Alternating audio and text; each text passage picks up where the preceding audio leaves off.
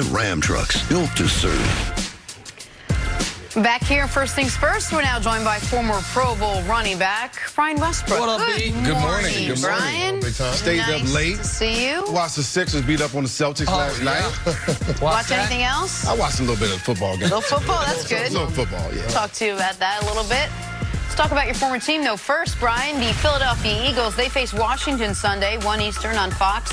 So Philly's offense has been decimated with injuries, but quarterback Carson Wentz says that doesn't mean he has to carry the team. Brian Westbrook, is Wentz right that it's not on him and him alone to carry this Eagles team right now?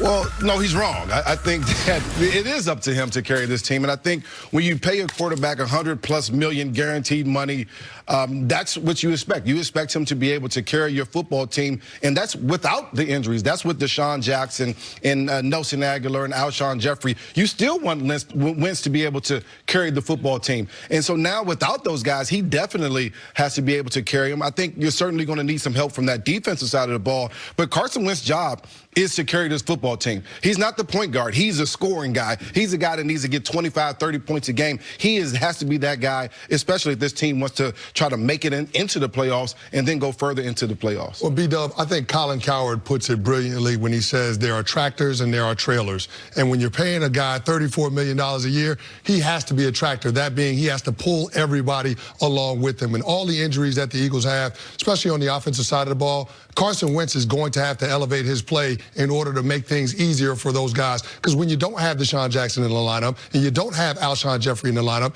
it is going to be tougher to get production in the passing game. Now, good on the Eagles for having the Washington Redskins and being able to match up against them, a team that doesn't do very well defensively against running backs and tight ends. And you saw Carson Wentz have success against the Giants defense, throwing to his tight ends and his running backs. Boston Scott, a guy came out of nowhere, had a nice day. I think he had right around 70 yards receiving in that game. And then, of course, Carson was able to find Zach Ertz for a couple of scores, especially that late game one, to put them in position to win that game. But, I mean, this has to be a signature Carson Wentz game if for no other reason you recognize that the Eagles don't have any margin for error and they have to win every single football game. Especially because the Eagles' defense, we don't think it because of the travesty in Miami, but in 5 of their last 6 games, they've allowed 20 points or fewer. Like, the defense is actually playing far better than it was early in the year. I'm not here to just bang on Carson Wentz, but this, to me, is an example that he and Doug Peterson have this in common. They have no idea what motivational buttons they're supposed to push, and they are not comfortable in the position they are in right now. Of course, Carson Wentz this week, the message should be, guys, I got us. I know we're banged up. I know folks are writing us off. Guess what? I'll take care of it. You do your job, and I will take care of the rest. I hate to reference LeBron, but this is a moment from in the series against the Warriors when they had the big comeback.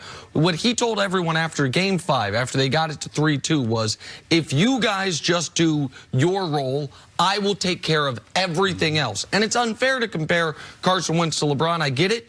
But that is what the quarterback of the team needs to be, especially when, to your guys' point, you paid him to be that guy. You paid him to be your force multiplier and then some. And when you're coming off a game where he needed to play better. Yeah. I understand in the final 17 minutes in overtime of that game, Carson was good. You had 3 points. 42 minutes into the game against the New York Giants. It's unacceptable. And so I don't think the Eagles' entirety of their problems, I don't even know if it's fair to say the majority of their problems, are on their quarterback. I do think for a guy who's had issues, questions in the locker room, he doesn't yet know how to be that, quote, leader of men that guys such as Russell Wilson seem to come so naturally to. Dak Prescott seems to actually be quite good at that as well, and he's, to me, Carson's grasping in that regard in a game they have to have against Washington. And it doesn't have to be a rah-rah kind of leader. You don't have to get in front of the mic up at the podium and say, this is how we're going to do it. It's on. Lamar leads, and he's not that vociferous kind of like leader, but he's got everyone in that locker room believing in him, and maybe part of that is because of what he's doing every day on Sunday. But if Carson Wentz is not doing that every Sunday, then he's got to be some semblance of a leader. He's got to show those guys that he's going to take this all on him and go out there and try to win games. One way to lead your team is, and you're exactly right, is exactly what Lamar Carr is doing. Go out there on the field and dominate. Go out there and be the best player on the field every time you have the football. And Carson Wentz has to understand how to do that for 4 quarters of a game. The Eagles team has been good coming back from behind. They've been good in the second half of games, but they have to be good for 4 quarters to be able to win with the lack of production they're getting from the wide receivers. When you look at the last 4 games, Carson Wentz has over 170 pass attempts.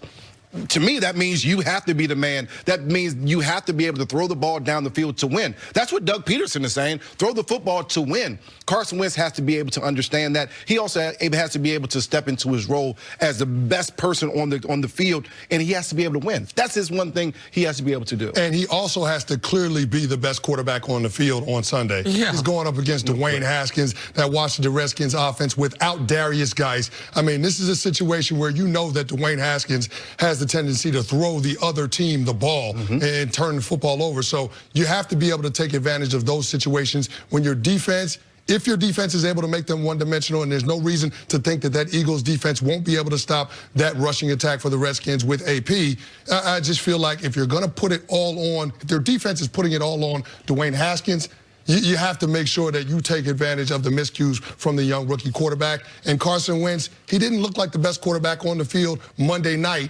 against that matchup with the Giants when they had Eli Manning as their starting quarterback. So it's a situation where I think Carson Wentz clearly has to be the best offensive player on the field, period. 1,000%. And even if it's false bravado, do that. Yeah. Even if deep down you are questioning yourself, you lie to everybody else. And because you are going a quarterback mismatch this much, I understand sometimes we make it too much about the quarterbacks. When it's Dwayne Haskins, well, I understand he's a rookie, but even by rookie standards, he's struggling. Yes. He has been really, really bad.